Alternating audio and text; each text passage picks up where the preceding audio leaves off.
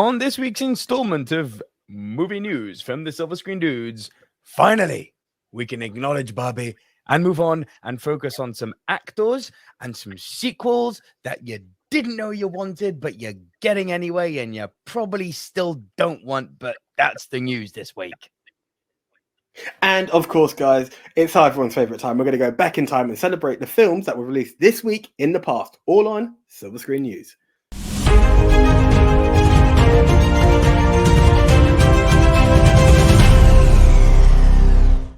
Hello, everyone. Welcome once again to Silver Screen News. This is our weekly news show right here on the Silver Screen Dudes YouTube channel. As always, I am Nico Leroux.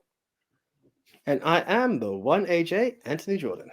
And you are watching Silver Screen News. This is our weekly movie news show releasing every single Wednesday where we talk about all the latest movie news, gossip, rumors, scandals in the world of movies, and give you our opinions on what's actually going down in the world of movies so you can have maybe an alternative or fresh take. It's a bit of a slow movie news week this week, so we've got some fan questions. We've got some basic movie stories to talk about, and if you want to jump to those movie stories, the timestamps are in the description below. And if you're not subscribed to the channel already, well, you know what to do. Smash that subscribe button and tickle that notification bell. Smash and tickle, behave. Now, without further ado, let's just jump straight into the section that we call Hot Off the Press.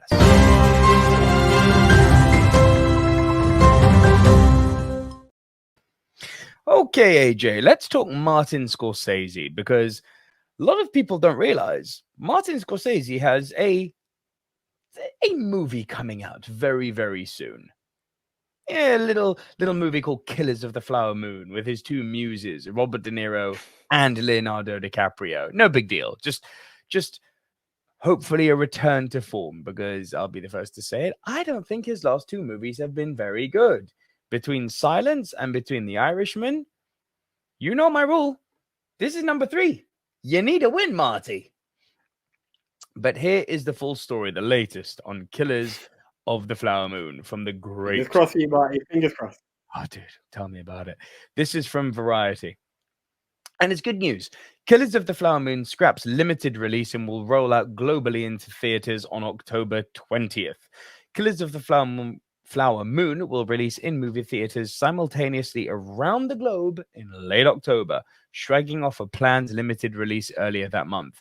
Apple Studios announced Tuesday that Martin Scorsese's opus, I love it when they call them that, his magnum opus, starring Leonardo DiCaprio and Lily Gladstone, will hit cineplexes on October 20th with a streaming debut on Apple TV Plus to follow at an undetermined date.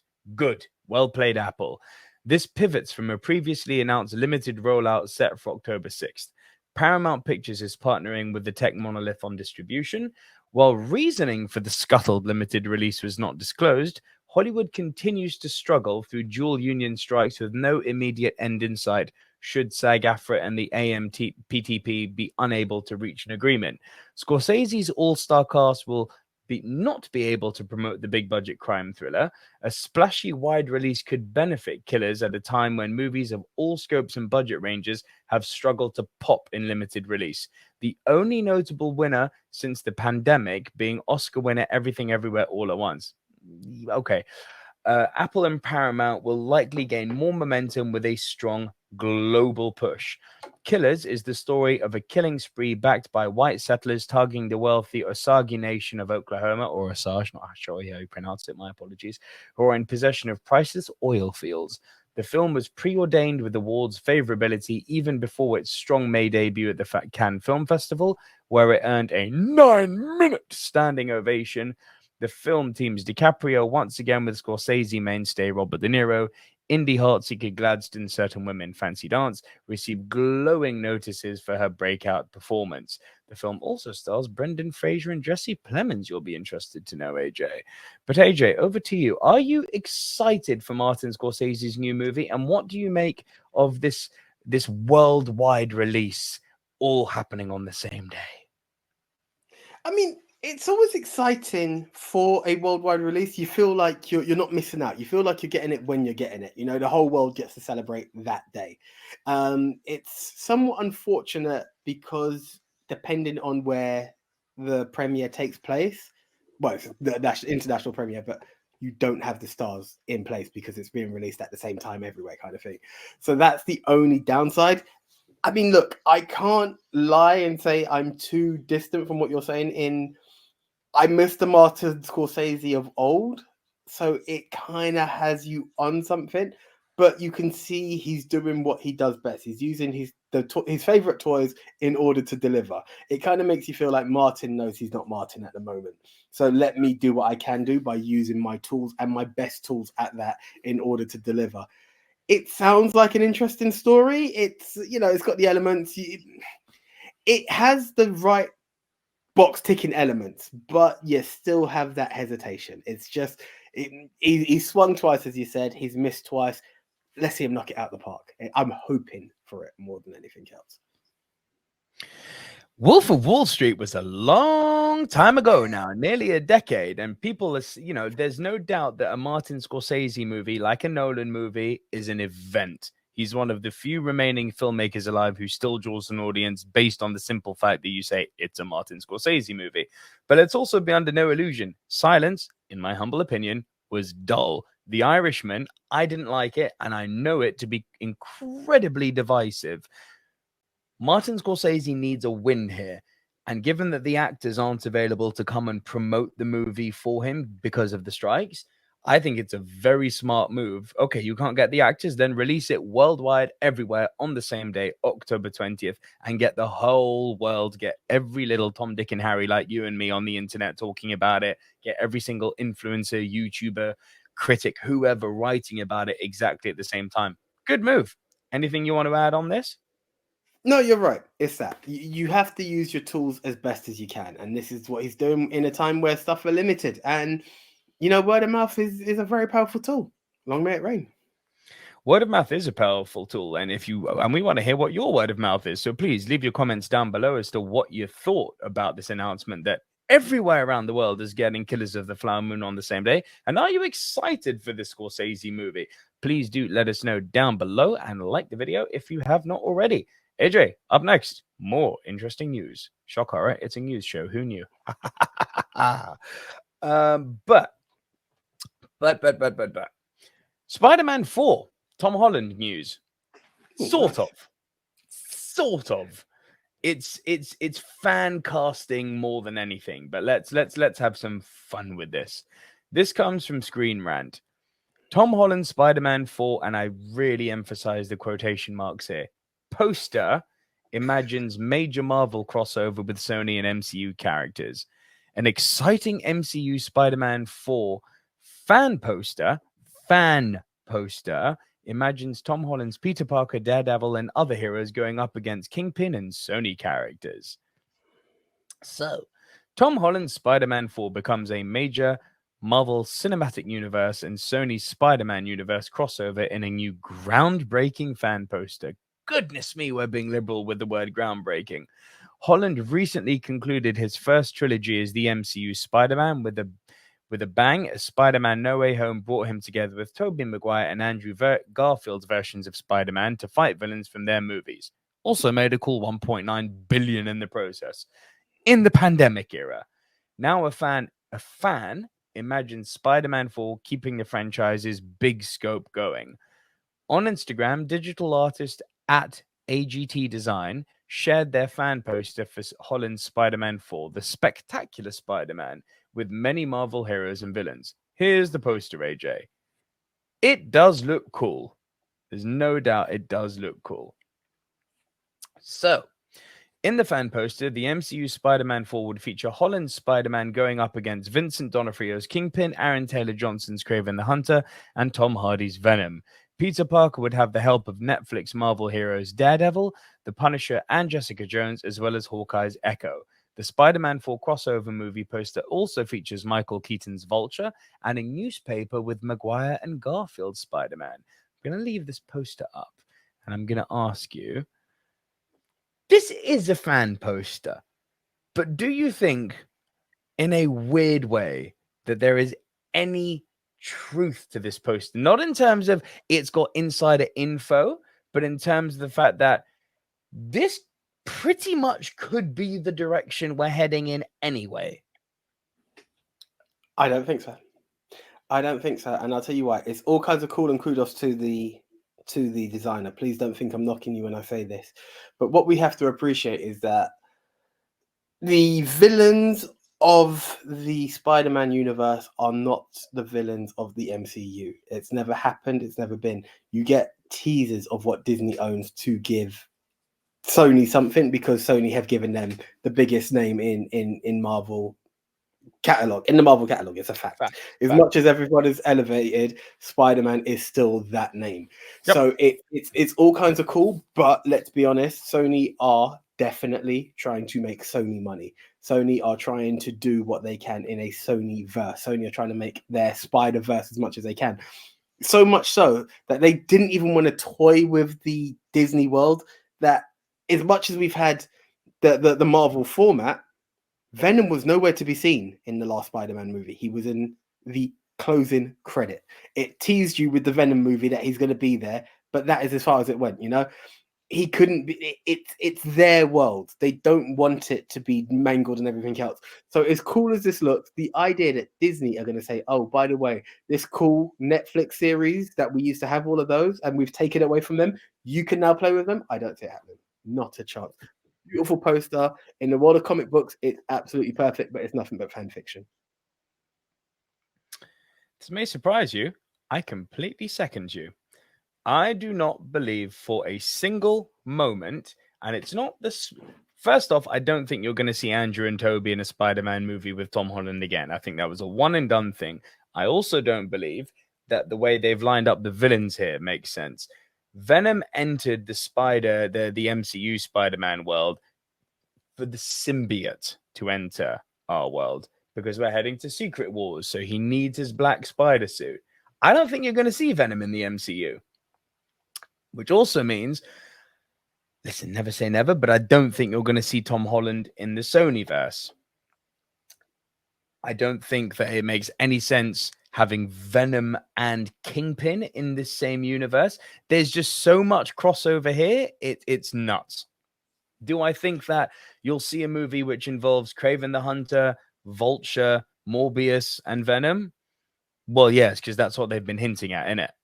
But do I see where you're going to have Spider-Man fitting in there? No, I don't. And I think because although Sony owns Spider-Man, I think the MCU and Disney are very protective of how they're using Spider-Man and who they want to be involved in their universe. And I don't think they want any part of that Sonyverse that's being created. Anything you want to add on this? Can I say as fun as here's the thing, can I even say as fun as like I have not been overly intrigued or excited by the Kraven trailer. It was okay. You saw Morbius. It wasn't anything to write home about. No. Venom 2 wasn't even that great. So nope, it wasn't. You know, Disney know what they've got. They're fighting their own battles. You can't save a drowning man when you're sinking yourself. It's just the way of it. Like, I'm not sending. It's just facts. It is just facts. You're quite right. But I want to know what you guys have to say. Do you think this poster could somehow lead to a world where the MCU and the Sony Spider-Verse, the Sonyverse, I guess you would call it, are weirdly interconnected? I mean, anything's possible in the multiverse, but I want to know what you guys think. Leave your thoughts and your comments down below. And up next, we have got... Well, we're going to profile two actors now, both of whom have had very different recent career trajectories. We're going to do one after the other as two separate stories, both of which may actually surprise you. Let's start with Michael Fassbender, AJ. Okay. Now, I think we're talking about, we were mentioning in our other news story that Martin Scorsese, crazy as it is to say, but that Martin Scorsese needed a revival. I think we can all agree Fassbender needs a revival and a half. Because since the X-Men, that guy has gone missing because he made bad decision after bad decision, culminating in that awful Snowman movie.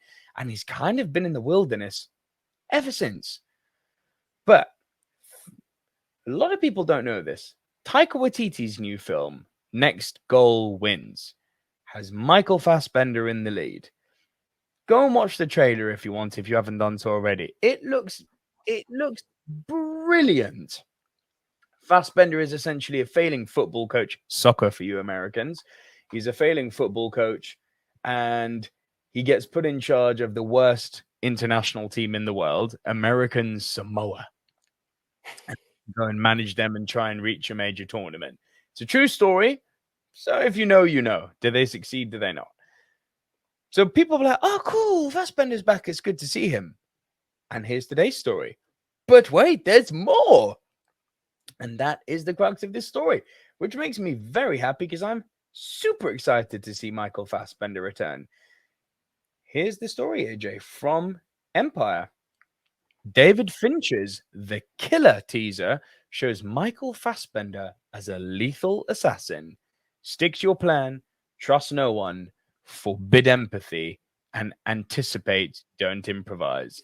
This is what it takes if you want to succeed as a hitman, according to Michael Fassbender's character in The Killer, the new crime thriller from legendary director David Fincher. Netflix just dropped a heart-pounding teaser for The Killer, which is a dialogue-free, except for Fassbender's repetitious voiceover, and uses a pumping bass line and choppy editing to build an incredible sense of energy and tension. If David Fincher's The Killer starring Michael Fassbender didn't have you sold, the trailer certainly will. Have a watch here. AJ, let's watch the trailer.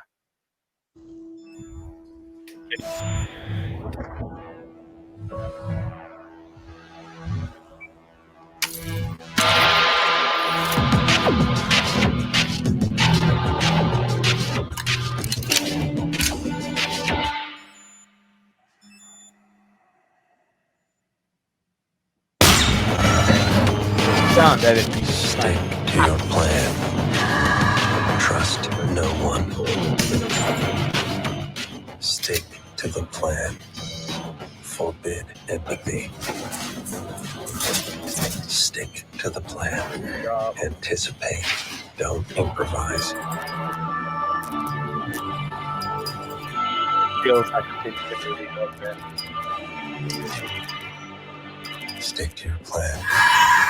Never yield an advantage. Stick to the plan. Fight only the battle you're paid to fight. Ask yourself, what's in it for me? Stick to the plan. Empathy, weakness, and vulnerability. This is what it takes if you want to succeed. Simple.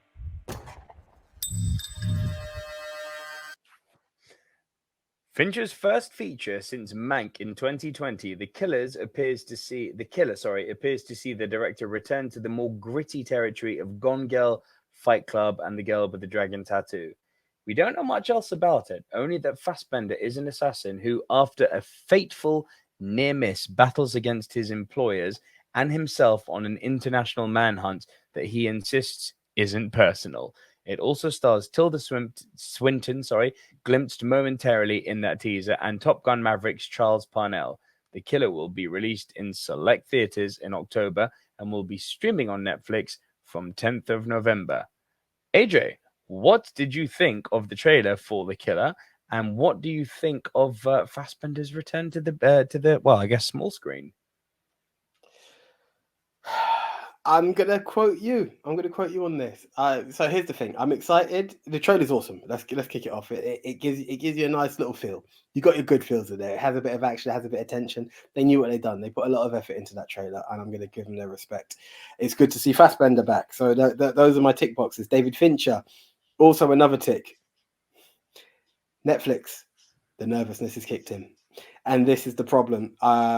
There were posters all over the world that said The Grey Man is something worth watching. Sorry, didn't happen. Go back to a previous story, The Irishman. I am 20 minutes in and I still have not finished that 4-hour movie many years after it's there. The interest is just not peaked in me.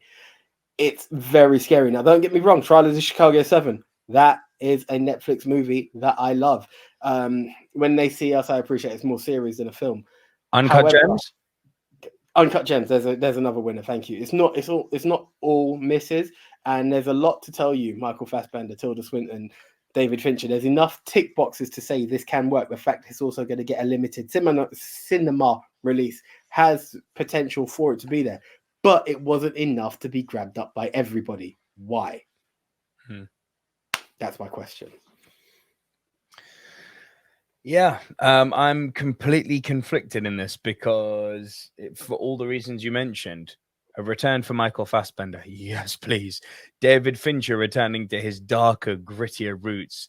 You know, the fact that they advertise from the maker of Seven in this trailer. It's like, oh yeah, we're going back there. The fact that the editing looks like peak classic Fincher. I mean, yes, bring this on. And we know that Fincher does serial killer stuff so well. Between Zodiac, between Girl with the Dragon Tattoo, between Seven. He is so comfortable in it. This is his wheelhouse. Why is it on Netflix? It's so hit and miss. Like, yes, but people will quote the odd great Netflix movie, but for every one great Netflix movie, this is not an exaggeration. There are 50 or more bad ones. So I'm only excited because of the two people attached to this, Fassbender and Fincher. Beyond that, I am... Swinton, I'll give Swinton her props as well. Okay, you're right. Tilda Swinton, I'm excited for too. But beyond that, I genuinely don't hold much hope for this movie. But I hold hope that it will give Fassbender a bit of, between that and working with Taika, him coming back and working with both Fincher and Taika, that's exciting. It's two solid directors, and you can't ignore that. Is Fassbender about to have a revival? Comment down below and let us know if you're excited to see the Fassbender Renaissance. That doesn't work. Keaton-naissance, McConaissance, Fassbender Renaissance. I don't know. Just, are you excited to see Michael back? Fassbender? I can't get it out. I know it's the bend on us. I don't know. We'll leave it there. We'll move on to the next story. Mike Renaissance. There are many Mikes. He could be in there as well. So many Renaissances.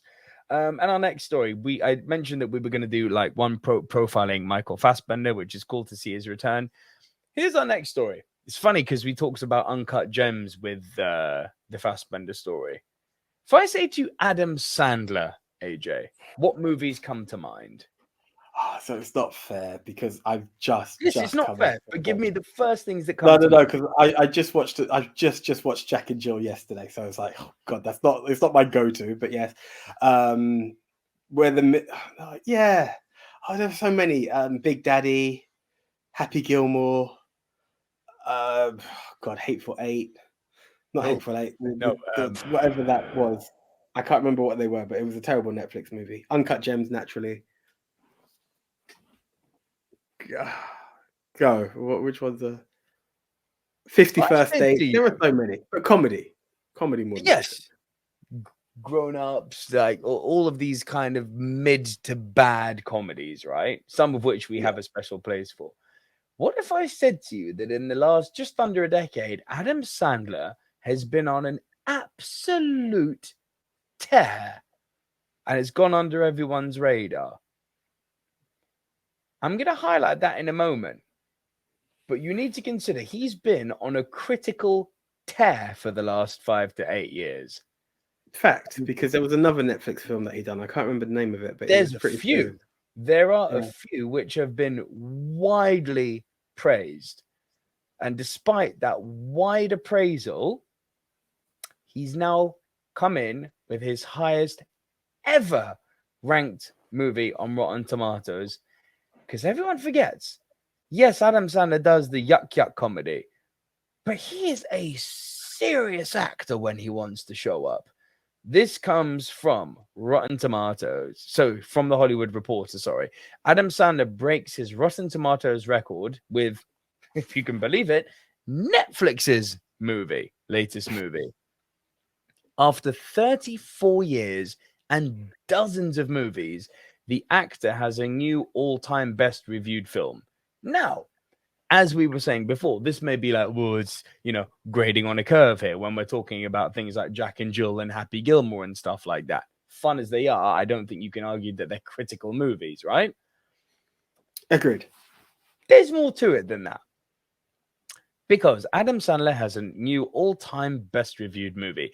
The actor-comedian's latest Netflix title, You Are So Not Invited to My Bar Mitzvah, has managed to draw a higher Rotten Tomatoes score than any of his previous films across 34 years of making movies. Some people may say, no big deal, he doesn't necessarily make critical movies. Not so.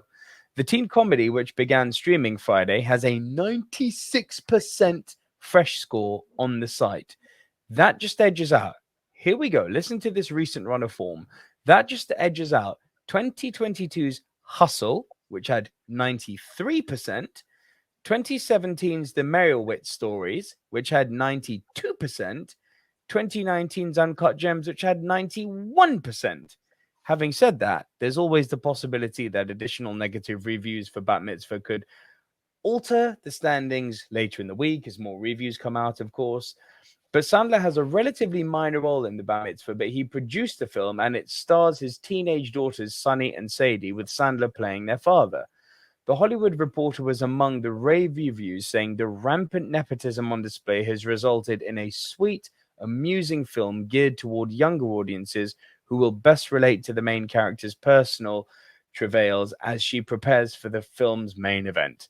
And as they say, you don't have to be Jewish to enjoy the movie, but it certainly won't hurt. Based on the young adult novel by Fiona Rosenblum, the official description reads, lifelong best friends Stacy and Lydia have long dreamt of epic bat mitzvahs, but when popular boy Andy Goldfarb and Hebrew school drama come between them, their perfect plans go comically awry. The film is directed by Sammy Cohen with the screenplay by Alison Peck, produced by Happy Madison, which is Sandler's production company, and Aloy Entertainment, and also starring Idina Menzel, Sarah Sherman, Luis Guzman, and Jackie Sandler. The project is the latest in Sandler's current $250 million Netflix deal.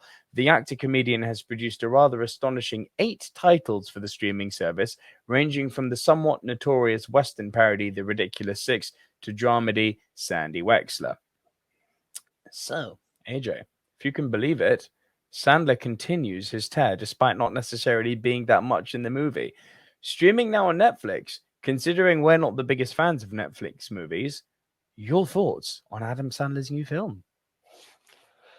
I mean, look, it's good to know that the good films are getting the good reviews and they're not just being sympathetic because it's a Netflix movie, because there are some real misses from Adam Sandler on Netflix. I mean, real misses. You know, I couldn't even think of whatever 6 they were. It was just terrible. It's interesting. If it's something... Comedy is such a very awkward thing to rank and rate because it's all to be with how you digest humor. You know, you take a good drama is going to be appreciated by everybody. Listen to the selling point of this. You don't have to be Jewish to appreciate it, but it helps. And I'm not saying there's a problem with that. I'm going to a bat mitzvah myself this week, but like it's just a case of who are the audiences that have rated this, and the fact that they say that there are more ratings to come. It's a fresh film with fresh ratings. This could spin on a curve. It just takes 3 more critics to come in, and it's down to 75%. Do you know what I mean? I'm not hating on it. Which is still a great score. Come again? Which is still a great score. Great score, but I'm just saying the quicker the reviews come in, and I'm just talking within a week. Give it a month. Who knows what it can be? I have seen some films. I'll get into it later on, but that were 100%. When I've gone back to check, they're not there anymore. They are much lower than they previously were. But in the same vein, look, as you said, Adam Sandler films have always been a guilty pleasure or a great shock. When I say great shock, that's a positive great shock, not a negative great shock. So I'm going to go in slightly apprehensive of, okay, let's see what this comedy brings. If it's one of the greatest comedies I've had, then I'll appreciate it. If it's just anything else, it's another Adam Sandler guilty pleasure. Not everything's going to be The Ridiculous Six, and that's what I try to avoid. I don't think it's going to be that. Yeah, look, listen, between Adam Sandler isn't someone who necessarily comes to mind when you think great actor, which I think is monumentally unfair, because he actually, when he wants to, is a great actor. His recent run, including Hustle, which has 93% rating, The Merowitz Stories, which has 92%, Uncut Gems, which has 91%, This guy is a certified brilliant actor when he wants to be. And like with many things with Netflix, it's so hit and miss.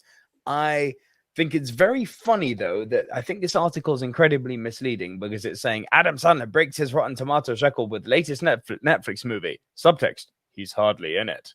It's like, okay, so what are we actually saying? It's almost the detraction, isn't it? Because it's like, yes, he's been on a real tear with some really good movies over the last few years. And now you're praising him for his latest movie and then following up and saying, yeah, but he's hardly in it. It is a bit offensive. Imagine you've got a film rated at 100%, and with that, in the film, somebody's watching Elf. It's going to be Will Ferrell scores 100%. No, he's in the film for 10 seconds based on the fact that someone's watching that film. Exactly. Like it's as if someone said Will Ferrell is responsible for the biggest box office movie of the year. It's like, behave. Yes, he was in Barbie. Him being in it had no bearing on that movie's success at all. It's ridiculous. The state of movie reporting continues to baffle me. But hey ho, clickbait title. We clicked on it, and here we are reporting on it. Anything you want to add? No, it's literally that. Here's the thing. Irrelevant of Sandler, if it's a good film that Netflix has delivered, it's more entertainment for us from the comfort of our home. So, fingers crossed for it being a good movie. Irrelevant of who's in it. That's the best I can say. And that brings us to the end of Hot Off the Press. We are now going to go into two little movie news stories from last week. And whenever we cover movie stories from the previous week, we simply call it News Update.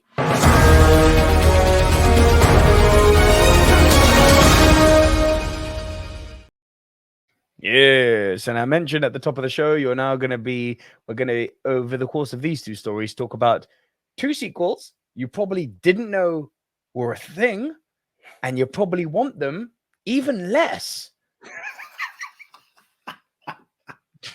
But you're getting them. I don't know what to make of this. I'm going to keep the real what to last.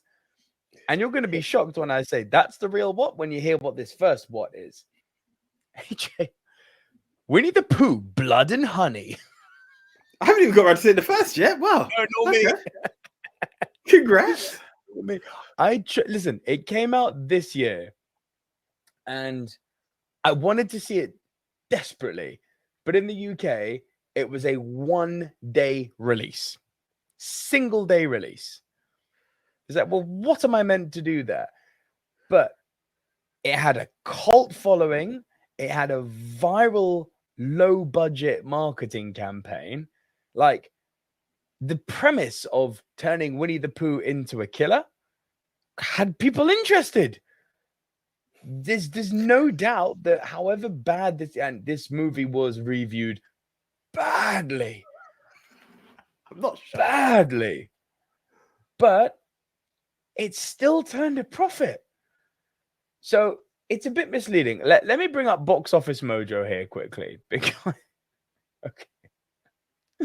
Let's talk about this first thing, right? Because if you can believe it, Winnie the Pooh did turn a profit. Let's get Box Office Mojo up. So Winnie the Pooh, Blood and Honey, worldwide made less than 5 million. And you're thinking they're like, how in the blue hell can a movie make less than 5 million worldwide and still make a profit? Well, that's very simple because the movie was shot in 10 days on a budget of 100,000. That's good money. That is as a percentage. I was going to say, if you put that in percentage, you're smacking Barbie, if I'm not mistaken. You really are. And now here's the crazy thing. Because it was, again, take this with a pinch of salt, but because it was quote unquote so successful, they're doing a second one. And here's the full story. I can't believe I'm reporting this, but here you go. Oh my goodness. Blood and Honey 2. God, kill me. From Screen Rant. Blood and Honey 2, story, release prediction, and everything we know so far. Winnie the Pooh, Blood and Honey was a shock success. When I read that, I went, no, it wasn't. And then I looked at Box Office Mojo and realized, yes, it was, leading to a sequel getting fast tracked. And here's everything we know about Blood and Honey 2. I mean, just look at the image. It is so ridiculous. It is literally Man in the Mask. I would expect Repo Man to be behind him. If you know, you know. Winnie the Pooh Blood and Honey was a shock success, so it's no surprise that the slasher movie is getting a sequel, and all the Blood and Honey 2 news indicates the follow-up will be just as gory and bombastic as its predecessor. The 2023 movie came to fruition after the iconic children's character entered the public domain, meaning that anybody outside of Disney can make any kind of Winnie the Pooh movie they want, even if it's a grotesque and schlocky horror movie. Winnie the Pooh Blood and Honey follows Pooh and Piglet as they massacre anyone who crosses their path during the hunt for Christopher Robin, the young boy from the original stories who, in the canon of Blood and Honey, and now Blood and Honey 2, abandoned the animals and forced them to become savages. Given the novelty of hard R horror movie featuring the beloved Disney characters, Winnie the Pooh Blood and Honey astonishingly became a huge hit relative to its budget. The film had a micro budget of less than $100,000 and made an impressive $4.9 million worldwide, despite Blood and Honey having a 3% on Rotten Tomatoes. 3! Following the movie's success and the entertainment general audiences clearly got from the film, no, they didn't. A sequel has unsurprisingly been fast-tracked, which will undoubtedly be on a much bigger scale, and there's so much exciting Blood and Honey 2 news, including the story, cast, and release date. I'm not going to go into it, because at the end of the day, it doesn't matter. The only key thing you need to know is that the last movie made less than $5 million on a $100,000 budget, so the budget for this new movie is $1 million. Listen, You've got a $1 million budget to play with. I have a feeling that 90% of that money is going to marketing, like legitimately. but here's the thing, and I'm going to give it. There are many takeaways from this. One, Hit me. Here's takeaway number one, guys. Winnie the Pooh is public domain. That means all of us have a right to make money out of this public domain, right? You've seen what 100,000 can do. That's point 1 and 2.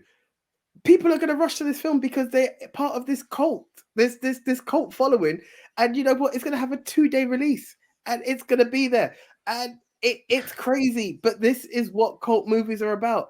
So don't let anyone tell you it's not there. Like, again, look at the ridiculous mask that has made money, pure money. It's insane. But this is the world of cinema. This is the world of cinema right now. I'm happy for the creators because people laughed at it. How can you? This is now in the same pantheon as The Room.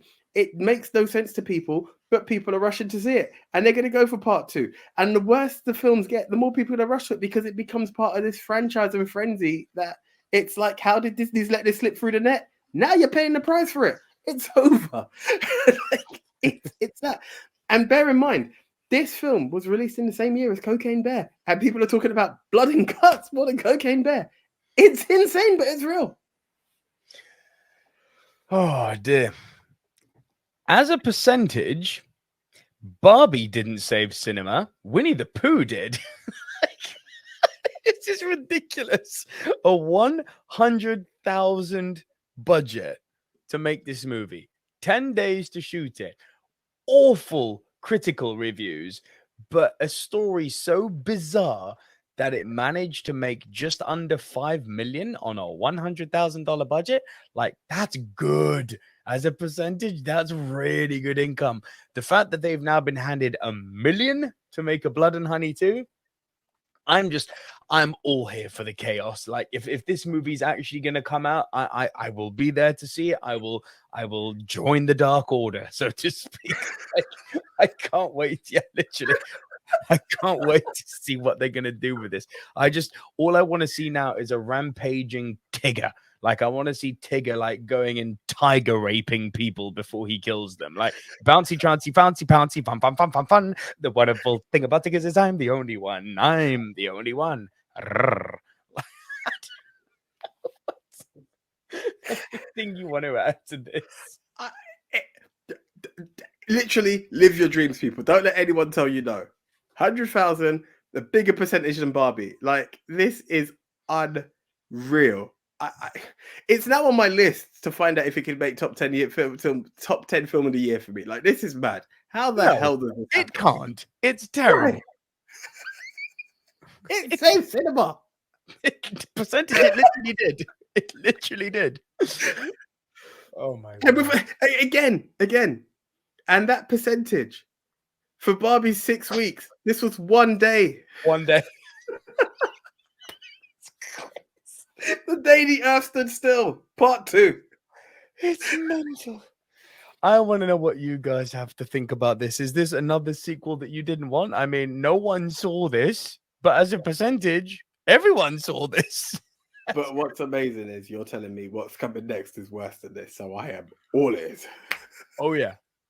Because AJ, the other sequel that you definitely didn't know. I can't believe I'm saying this.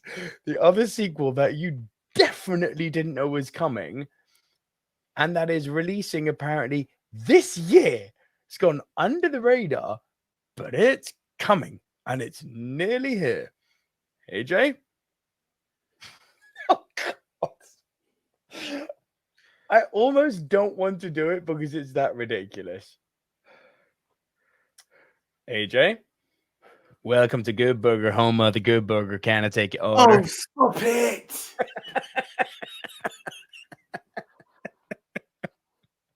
My chestnut. Good I'm Burger holding back so 2. badly from giving my instant reaction before you read the article. So I'm just gonna I'm gonna mute myself. Just go. Good Burger 2 drops first teaser for Paramount Plus sequel starring Kenan Thompson and Kel Mitchell. The first Good Burger 2 teaser has been unveiled by Paramount Plus.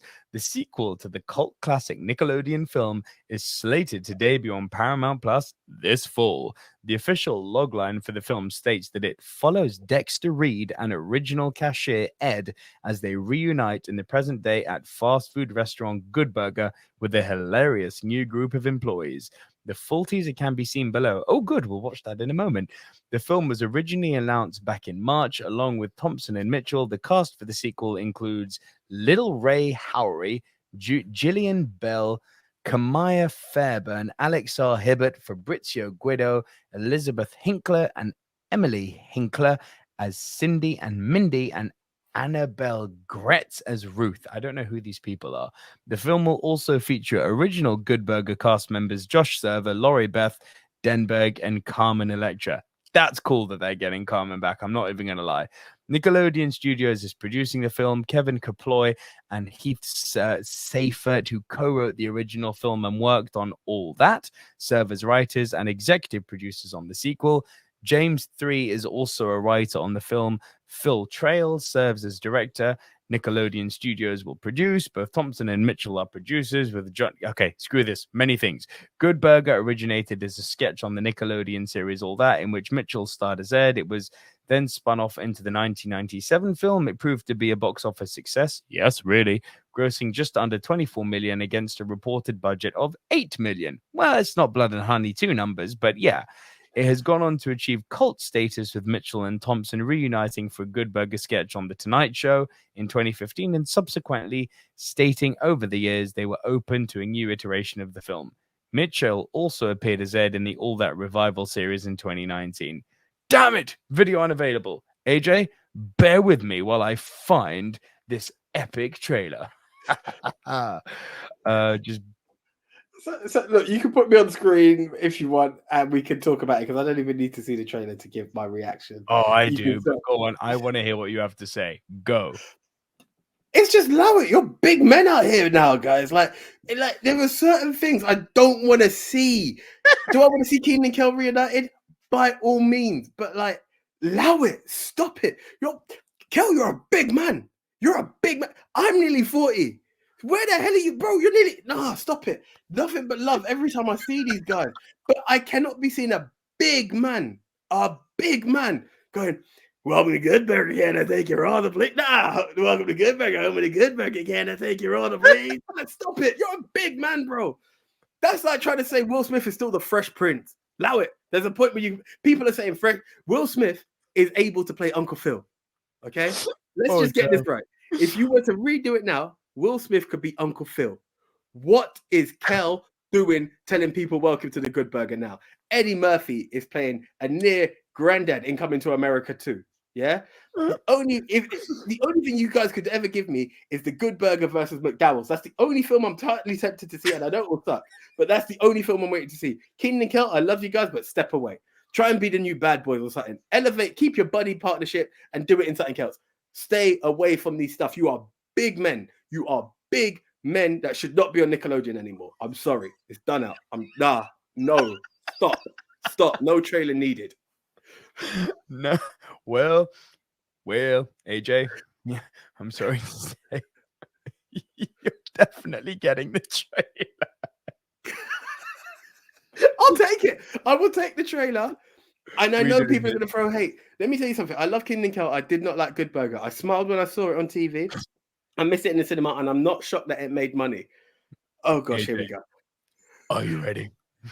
No, but I've got no choice. Oh, hey, Jackson! Hey, man.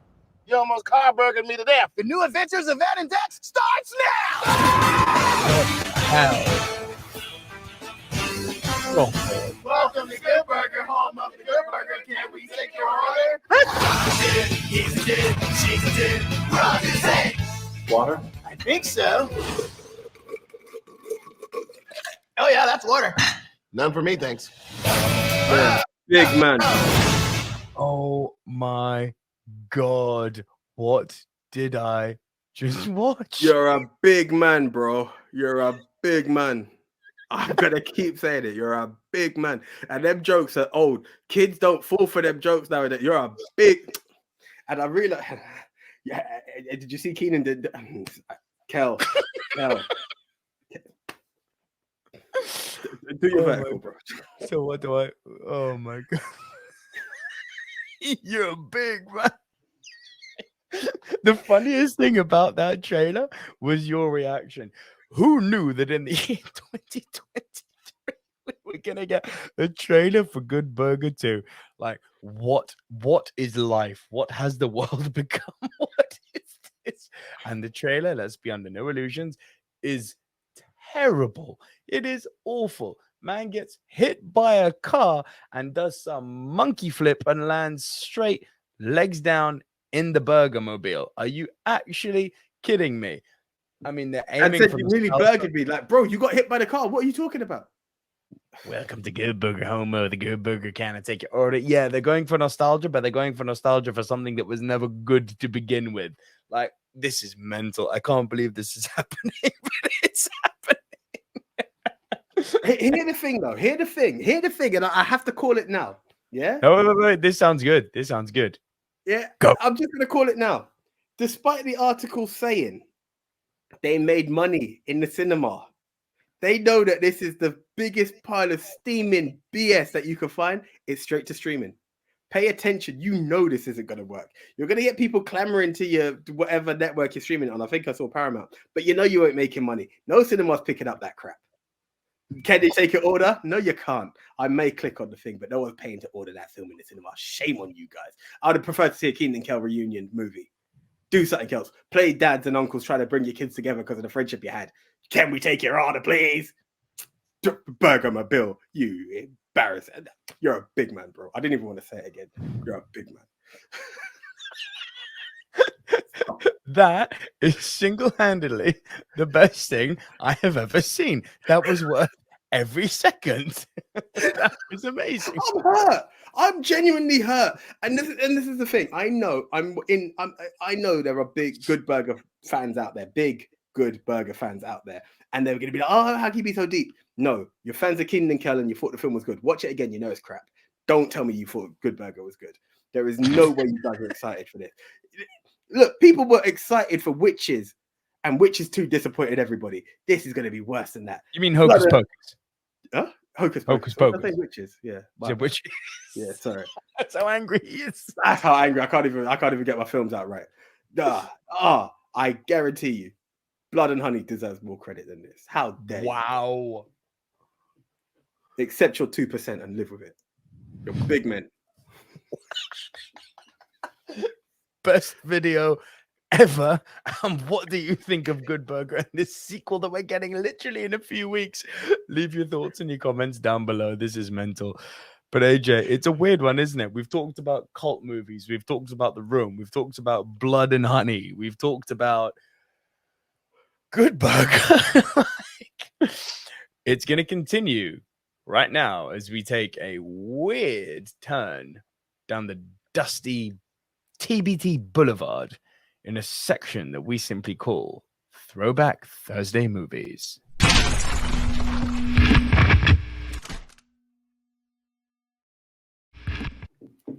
That's right.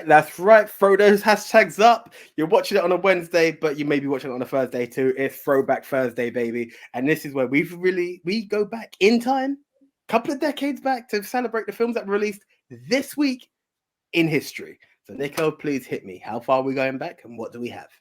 Well, if you're watching this as part of our main show, you know that we're going to talk about weird cultish movies that shouldn't have got a success but are successful. And if you're watching this as an individual video, please go and watch the ending of our main news show where we talked about Winnie the Pooh, Blood and Honey 2 and Good Burger 2 and how those just shouldn't be things. Well, AJ, 10 years old this week. Definitely shouldn't be a thing. And it shouldn't have ended at 1. Then they got overzealous and made a second. Then they made a spin-off of the second. Then they made a third. And we had as many as 7 of these things. But they are cult phenomenons that have released over the course of the last 10 years. But the first one, AJ, that launched the franchise. And 10 years old this week, AJ. Can I take a stab? Yes. No, because I don't think it's older. Piranha? Oh, you're not far. You're very not far. 10 years old. Sharknado. Yes, Sharknado.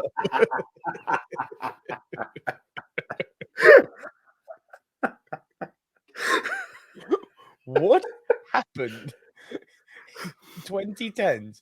What was this obsession with every B movie deciding listen, B movies of yesteryear like Tremors focused on crazy monster stuff, but it was like, I don't believe this for a minute, but you're just about dangling the carrot of reality enough that I can suspend disbelief hard and just be like, worms in the desert, prehistoric monsters, why not?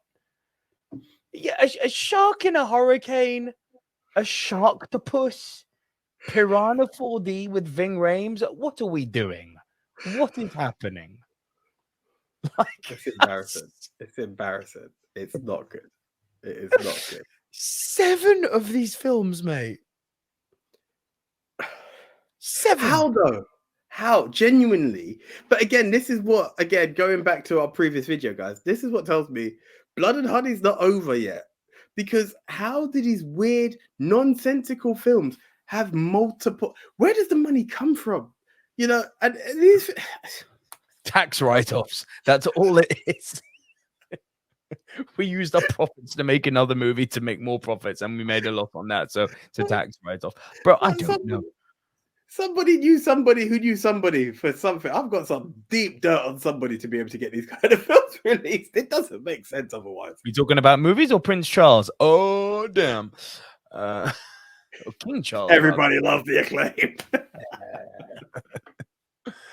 I'm just saying, man's got some big old ears. Somebody definitely knew somebody that knew somebody. Tell me about it. Ah, there we go. Not that we have anything against our monarchy. We just get away with what we can. I mean, they're fun. They're just there, kind of, aren't they?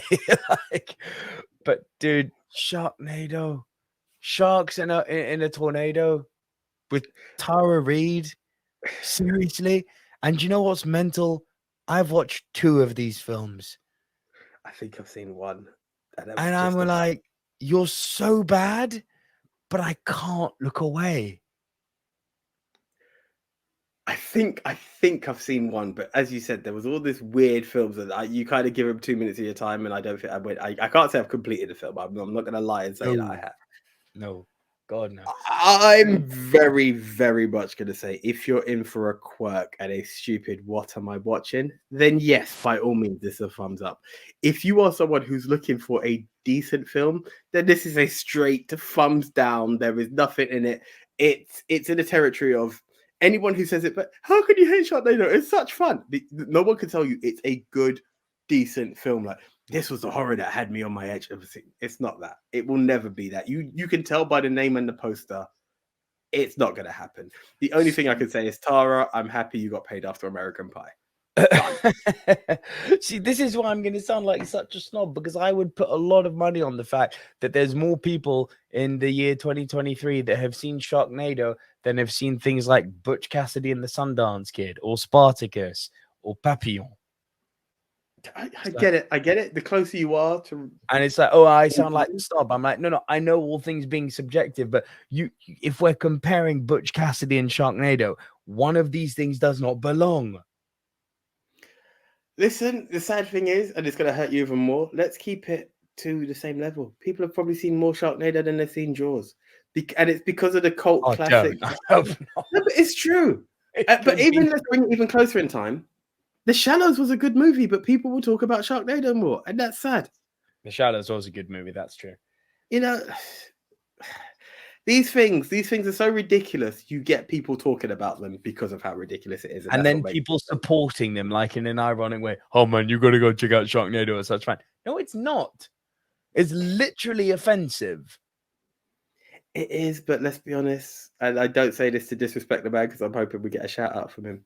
We are rushing to see The Room because it's that same kind of bat crap crazy that has you going. He's making a shark movie next too, and he's just going to call it Big Shark. What's the film about? It's in the title, Big Shark. I'm going to ask him in the Q&A, was your inspiration for Big Shark Sharknado or Jaws?